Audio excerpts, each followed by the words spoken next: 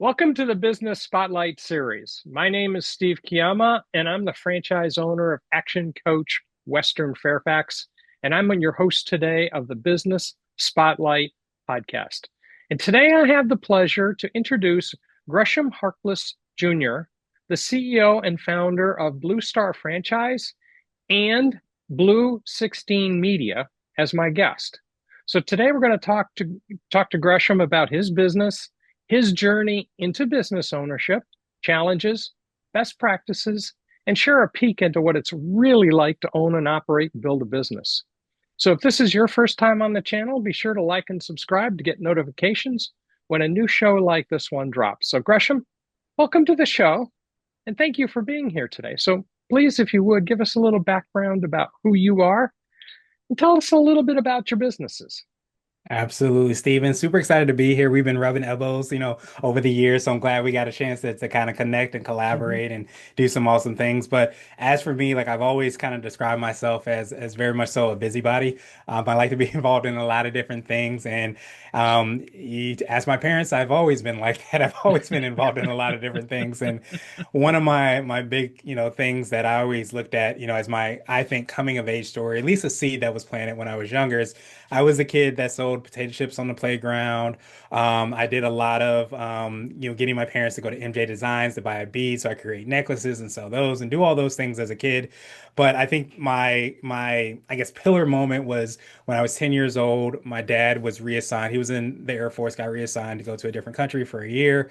And at that time, I started what was then a family newspaper. That family newspaper was not, grand newspaper, but it was me in front of a Microsoft Word document, putting clip art there and literally putting in all the stories that were happening in our family. So everything from my cousin that was born to what were the scores of the NBA Finals game to a squirrel that got into my grandma's house and to all those things that were happening in our family. So for me, I was that roving reporter, that TMZ for the family. But it happened like when we didn't have all the tools that we have today to like instantly connect it. And, I got to print those out. I would sell the subscriptions to the family members and I would put them in a care box that we sent to my dad every month as well too, with honey buns and oatmeal cream pies and all the things that he enjoyed. But the reason I usually bring that up is because not only, was I in the DC area then, I'm still in the DC area now. Been here pretty much since I can remember, since I was five or so.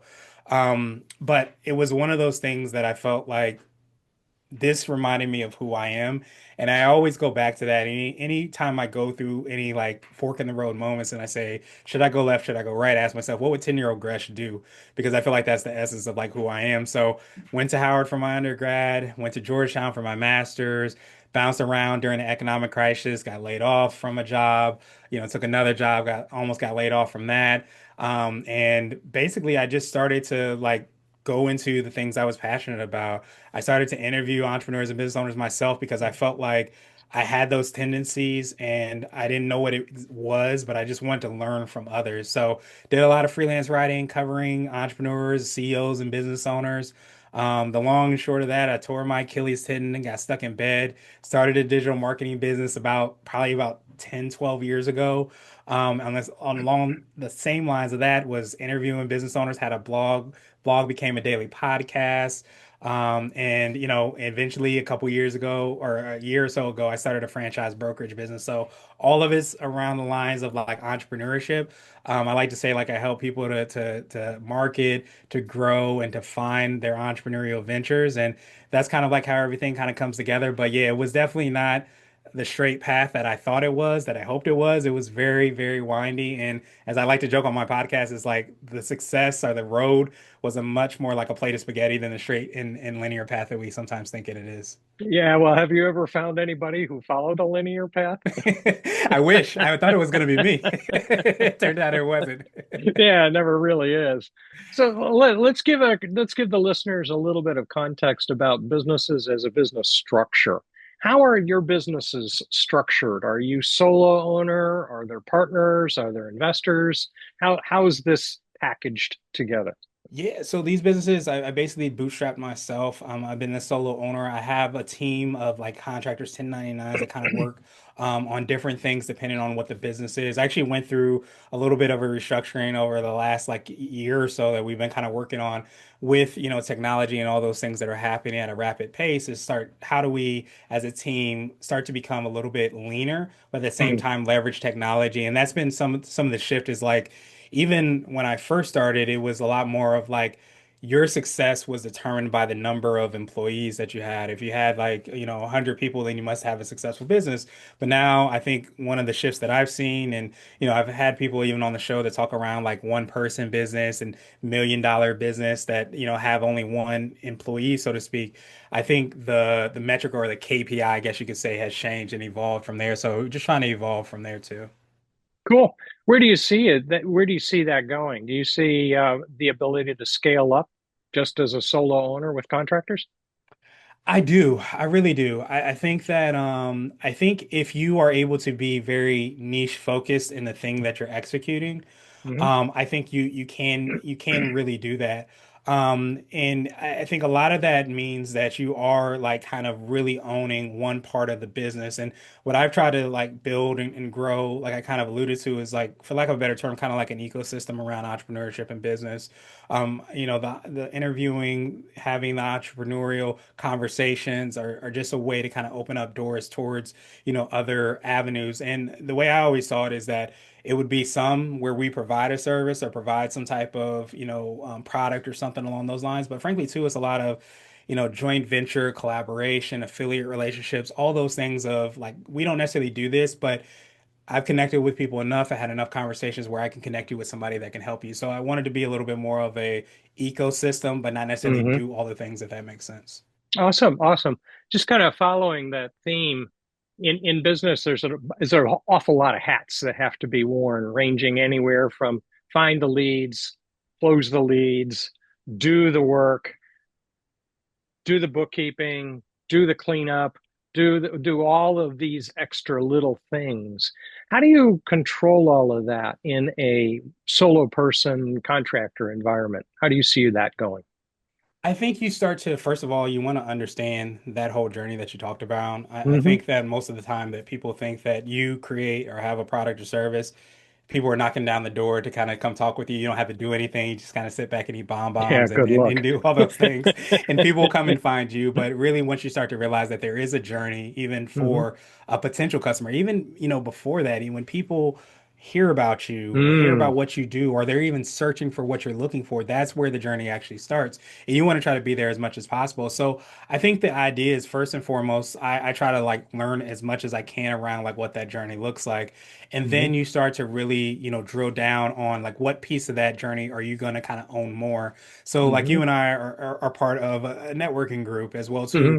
And part of that helps to, I think, minimize the amount of time and the quality of the people that are coming through your door. So that's something that I learned pretty quickly is that yes, we do digital marketing. Yes, have people online. Yes, I connect with Hmm. people online. People come, off our website and say, "Hey, Hmm. can we, work with you?" But I've known that the quality of the people are a lot more if they go through some type of process. And some of that comes from Okay. people that are networking. Some of that comes because you have like a refined process through to help generate, what is an ideal customer. But I think it's understanding those things because I think, I myself had the misconception of like, hey, I'm really good at what I do. Everybody loves me, so that everybody's just going to come through the door, and that doesn't always happen. Doesn't work that way, does it? If Not only. quite so If easily. only. Yeah, if only, if only. Let's talk a little bit about that customer. Who's the ideal customer? If I was out there searching, how would I know you're the one I should find?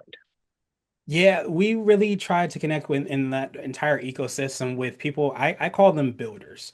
Hmm. Builders are the people that are potentially working more in the business rather than on the business. And if you Hmm. listen to the E-Myth, you've heard the E-Myth. I think is one of the biggest things that people don't realize around entrepreneurship. And especially like even in the franchise business where I talk with people that think that they want to start something and they say, "Hey, I'm really great at home remodeling, or I'm really great at sales, or I'm really great at this, or I'm really great at that. So I want to start a business around that." But when you start to realize that even in franchising, even in all businesses, you're really going to focus on some core competencies that are going to allow you to be able to scale and to be able to grow. So I call those people the builders because often the builders are the people you described, where you not only are you working on sales, you're working on marketing, your HR, you're mopping, you're cooking, you're cleaning, you're doing all the things. And as much as you want to do all the things, and you might even be great at most of the things, you shouldn't do all of them. You want to find out Hmm. what you're world class at. So it's usually before people understand that, before people start to get out of the hammering, out of doing all the things, and they know that they want to do something better. Now that Hmm. can be marketing. It can be like maybe one of the other ways in terms of like hiring people, whatever that might be that I can connect them with. But at the end of the day, it's that realization of, hey, I no longer want to be a builder. I want to move to an architect to work more on the business than in the business. So those end up being like the really great people. It Hmm. happens at different stages. It can happen when they're just maybe starting out and thinking about starting a Yeah. business, but it could also happen as like I've been doing this for 10 years and I have not been able to kind of get ahead. Like, Hmm. how can I stop the insanity and be able to kind of help that transition? Got it. Got it. Got it. What makes you unique? Why you? I think going back to 10-year-old Gresh, I have this mentality and this mindset and this philosophy even around, marketing where I say like everybody is a media company. Hmm. And it's not just me believing that, it's like me employing that. I've done over 2,000 podcast episodes. I've really like interviewed and have thousands and thousands of blog posts where we've featured people of being that media company. So I'm a true believer in that the way to be able to serve your clients is to provide them something of value. And I believe that media is a great way to do that. And I have an analogy where I say like everybody should approach their marketing like they're trying to cook their favorite dish and going to the grocery store to make that happen. You start to look at the ingredients and you figure out, how do these ingredients help me to make the dish? Most people, when they're marketing, they go to the grocery store hungry and they just throw everything in the cart because they say, "Hey, I heard I should have this. This is popular. This might be on sale. So let me add all those things in." And they come back and, the dish tastes like they threw everything in the cart. And when you're strategic around what it is that you're doing, then you're going to make sure that you're serving that. So when I mentioned that word ecosystem, a lot of it was because I knew when I started that I was running the digital marketing business. I was doing the interviews and doing all those things. And I even had some other businesses that I was starting at the same time. And I was burning out, honestly. I said, this is not sustainable. I can't do all these things. Hmm. So it took me having to realize, like, hey, what do I want to be world class in? What do I really want to own and spend my time and energy towards? And I can, maybe add on other things later if they're in alignment. Hmm. But I realized that, hey, the digital marketing was going to be that thing. But then I started to realize, like, hey, what do I want? The thing that I can hold my hat on to say, hey, I'm unique. And that's where the Yeah. podcast, the blog, all those things were already there. So I started to combine a lot of those things so that I could continue to kind of Oh, roll in that same direction. got it. Now it makes sense. Very, very, very good. Let's kind of segue from that. There's kind of a question that rolls around in my mind from that. If you think back on this journey, what's a memorable hurdle that you've found a way to overcome that's helped you really jump forward? Um, I kind of touched on it. I think it had to be when I first started, and that's probably like the worst moment that I've had. But like I said, I feel like I've always had those entrepreneurial tendencies. So I went about telling everybody, hey, I think I want to start a business. I think this is what I want to do. I'm talking with these business owners. I feel like I'm at home. These are my people. This is really what I want to Hmm. do. So I got a lot of, no, you shouldn't do that. Nah, not now, maybe later. So I got a lot of no's, even from people that I was closest with, Uh, and that was really, really difficult. But I'm can be hard-headed at times. I'll say it that way. And I said, you know what? I bounced around to a job. I got laid off from job. Went to another job, got laid off, and I said, hey, I did everything I was supposed to do. I got the bachelor's degree, I got the master's, I did this, I did that, I checked off all the boxes. Things still are not going, the way that I want them to go. So I said, hey, I'm just gonna do it. I'm just gonna do the thing. I'm gonna start freelance writing. I did it on the side for a little bit while I was working. I'm just gonna go all in, and I went all in. And I like to tell everybody I took a leap of faith, and on the 45th day, about 2 weeks after my insurance um expired, I landed on my Achilles. And so I tore my Achilles tendon and I was stuck in bed. And I was not a happy camper. I mean, I Yeah. think what that hurdle was not just the physical part of like tearing your Achilles. Luckily, I didn't tear it completely, but I tore it enough to be like a stuck in bed and having to learn how to walk and do all those things again. But I think it was like the mental part, the emotional part of like doing something bold, chasing your dream, going after it, and it not going the way you want it to go. So I would say that was probably the biggest, hurdle that I had. Mm-hmm. And honestly, frankly, I could probably even say like that's something that you still kind of think about on a regular basis. Because you do something bold and it doesn't work out, it makes you a Hmm. little bit more skittish to do it again. So I think that was the thing that I kind of worked through. But to your point, Steven, and that's why I love like having conversations with you. When you start to look at the people that are successful and however we define it, and you look at their stories, maybe they don't tear their Achilles, but maybe, they go bankrupt. Maybe, they strike out when they try this thing or that Yes. thing. You start to realize that actually is part of the journey. And Mm-hmm. me having those stories and conversations helped out a lot. My faith helped out a lot. But I think definitely like understanding that it's not that I was doing it wrong per se. Sometimes those speed bumps, those roadblocks, those setbacks are actually part of the journey. I think that's a great way to put it. They are part of the journey. It's if you don't know enough, how do you find out? If you take up riding a bicycle, how do you find out the right way to ride a bicycle? Exactly. It's the same thing. Yeah. Perfect. Perfect. So you're sitting here, you've accomplished a lot. You've brought these businesses to where they are now. Where do you see taking them in the next 5 to 10 years? Yeah, I think leaning even more into that ecosystem piece is really what I plan Hmm. on doing. Really building out the media aspect, the media company. Hmm. I think even from a perspective of like, you kind of spoke to it, I think before we jumped on, is like not trying to do all the things that try to lean more into your superpower, your secret sauce, as I like to call it. And Hmm. that's really what I want to do is to look more into that content creation, look more into how to serve the clients and create kind of niche audience and niche sites in order to do that. Because I think the more we can spend, on in that space and less Hmm. maybe doing the things that we aren't as great at, it's Hmm. just going to allow us to serve on a bigger level. So that's Yeah. like a lot of the transition that I'm kind of working on. And that's part of the Hmm. reason that kind of even led me to the franchise space is because like, yes, entrepreneurship can be really broad, but franchise is a niche within entrepreneurship. Is it a Hmm. great fit for everybody? No, but it's a great fit for certain people. So Hmm. starting to create more content and information around that, because I think that there's a dearth of Yeah. information around Yeah. franchising, around what it is, what it can look like. And that's something that I really want to kind of lean more into is like, how can I find these niche opportunities, these niche audiences, especially related to entrepreneurship, and start to serve those on a better level. And I think as we take a step back from maybe like more of the service and product and do more joint ventures and affiliate relationships and things Hmm. like that, then it'll allow us to spend more time on where we should be spending. Awesome. Awesome. Awesome. What do you see that doing for you personally? Where do you see your personal growth going? Pure alignment. Go again. I'll go back to 10-year-old Gresh. 10-year-old Gresh would be saying, "Hey, you should have been doing this sooner," because I think that's me kind of being in my genius. I Hmm. think a lot of times, I'm a big believer in that. Sometimes you have to do a lot to do a little, to do a lot to do a little less, to do a lot to do a little less.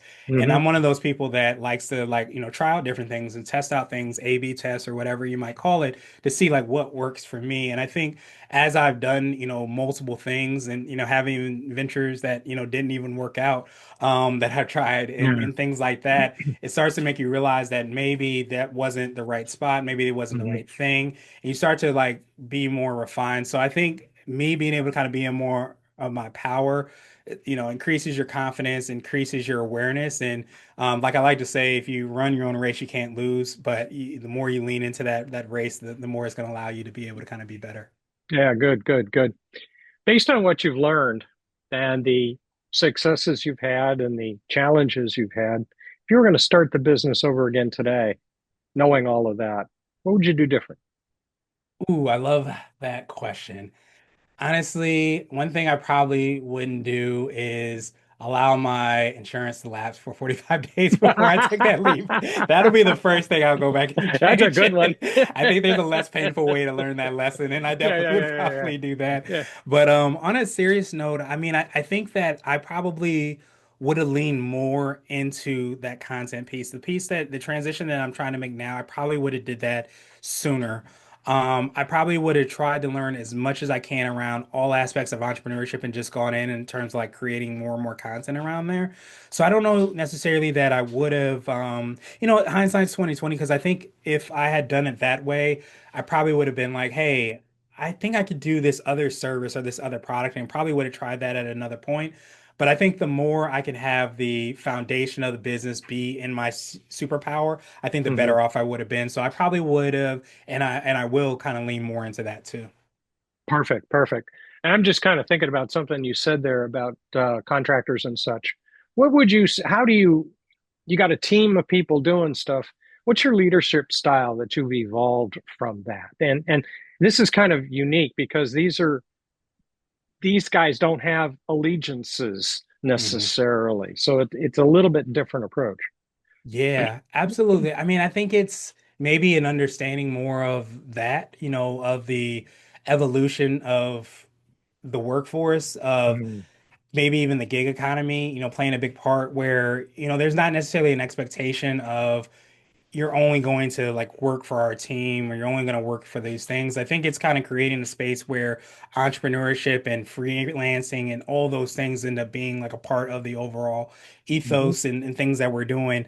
So I think that I've definitely like evolved more from that. Like it's definitely, hard. I think it's a little bit harder because we're not rubbing elbows with each other all the time and have mhm, that opportunity to kind of, work in that environment. We're doing everything virtually. So that in and of itself is a lot different. But I think for me as a leader, it's like having more of an understanding of that, understanding of like maybe even what I would have needed at that time and try mm, to create that win-win-win-win opportunity. And I think speaking to what you said, it's also made me a lot more aware of like what our race is, like how to lean into that superpower, the mission, the vision that we have. Because the more I'm able to do that, the more I am able to differentiate myself, the more mhm, I am able to not be quote unquote worried that somebody else is going to poach or steal or take, the people that are on a team or there's not going to be enough hours, just all those things. So I think it's made me more focused on saying like, first of all, who and what is my race?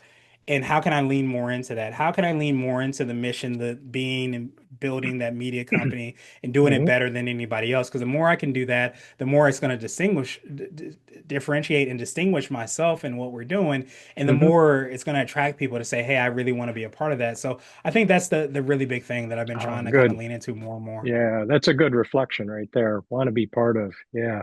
Cool. Cool, cool, cool. So before we wrap up, and we're going to try to wrap up here sooner or later, let's have some fun with a few rapid fire questions and just play with what we're doing here. Awesome. What would you say is a key to success for you? Key to success is definitely there's a quote that I can see further by standing on the shoulders of giants. So I think a key to success is trying to learn as much from others. But Mm, I will also say, like, going back to that running the race, if you can stand on the shoulders of giants, but still, do things in the way that is in alignment with who you are and what you do and your vi mission and vision, and couple those things together, then you have a really awesome opportunity to kind of blaze a trail. good, good, good, good, good. Kind of leaning into that. If you and I were sitting having coffee at the coffee shop down the street, and somebody walked in and they were talking to their friend about starting up a business. What's one piece of advice you'd give them? There's a quote that I still say to myself all the time is, you know, people, don't let people tell you the sky is the limit when there's footprints on the moon. For Mm, me, I kind of referenced it a little bit where I got a lot of naysayers, a lot of people saying that it's not possible, you should wait, it's not the right time. mm, And I'm not gonna say that you can't be very strategic and like I mentioned, I tore my Achilles, so maybe it wasn't the perfect time in hindsight.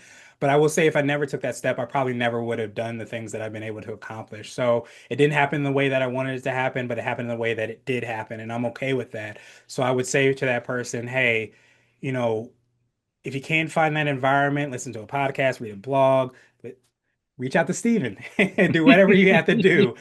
Get around people that can cheer you on and help you to do that Yeah. strategically in the best way you can make that happen. You said something there that I think is worth capturing is I'm okay with that. We have to learn to become okay with the lessons that we've learned because we earned them. Yes. Yeah, no, there's some good stuff there. Awesome. All right, so let's play around here. What's one book you're reading now or read recently that's really had some impact on how you're doing your business? Um, I'll tell you, I every 12 weeks, I do the 12-week year, which in and of itself is another book that's really, really good. But I always love the book, The One Thing, and I read it over and over again Hmm. because it helps me to focus. The whole entire thesis of it, what's the one thing that by doing it, everything else is easier and Yeah, necessary. Doesn't good. mean you do one thing, it just means those dominoes start to progressively get bigger and you start to be able to knock them over. Perfect, perfect, perfect. You've had a great journey. You've had a lot of fun. You've seen a lot of things. You've earned a lot of things. What are you most proud of in that journey? You know, I'm most proud of, like I mentioned, having that naivete, Mm, or maybe it's the hard-headedness or whatever it is, and however people might define it.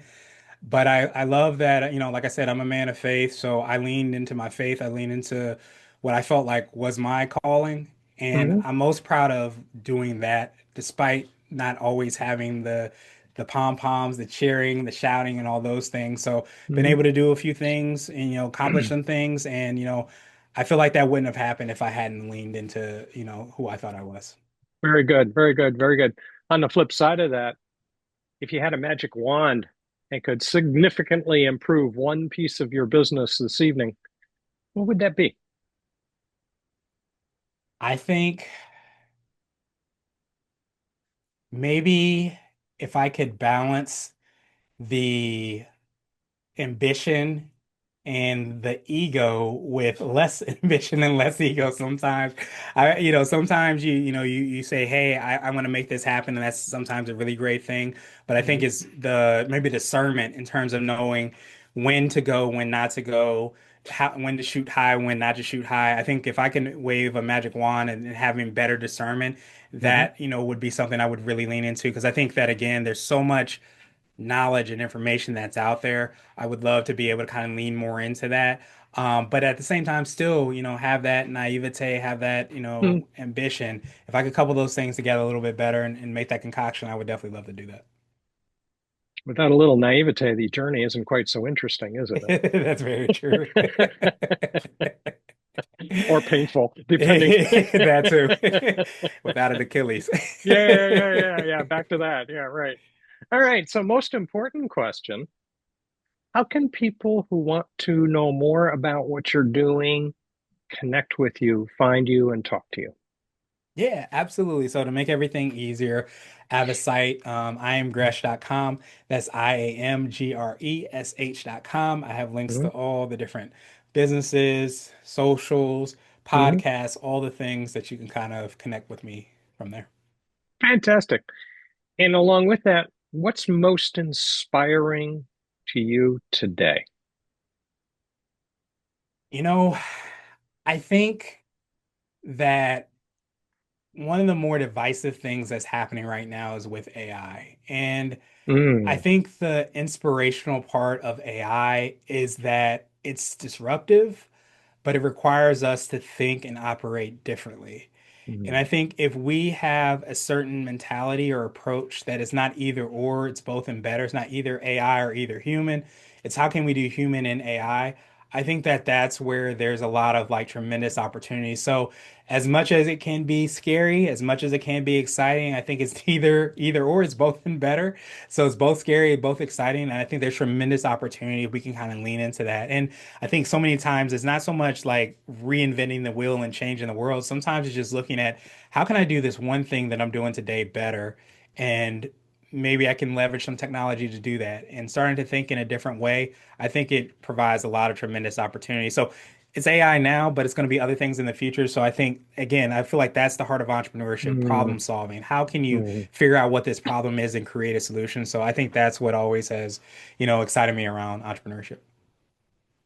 Your answer gives me memories of the history behind mass producing the automobile and the disruption that that produced, and then mass producing computers that sit on our desk and the disruption and change that that produced. The world didn't come to an end, just different doors had to be opened and different paths had to be followed as a consequence. Yeah. Yeah, Yeah, absolutely. I think your answer is a good reflection on where we're going next. Yeah, very good. Very good. So it's been great. It's been a good conversation. And you've added some really interesting tidbits to the story of Business Journal and how to make this go forward. So this is very good. I really enjoyed this. For all of you watching, um, save the show. Come back. Gresh has really shared some really good points here, and I think it's worth listening to a second time. So don't forget to like and subscribe to the channel so we can get notifications every time a new show like this one comes down. And thank you, Gresh. I really appreciate you taking time to join us and share your insights. I really appreciate it. Thank you. I appreciate you too, Stephen.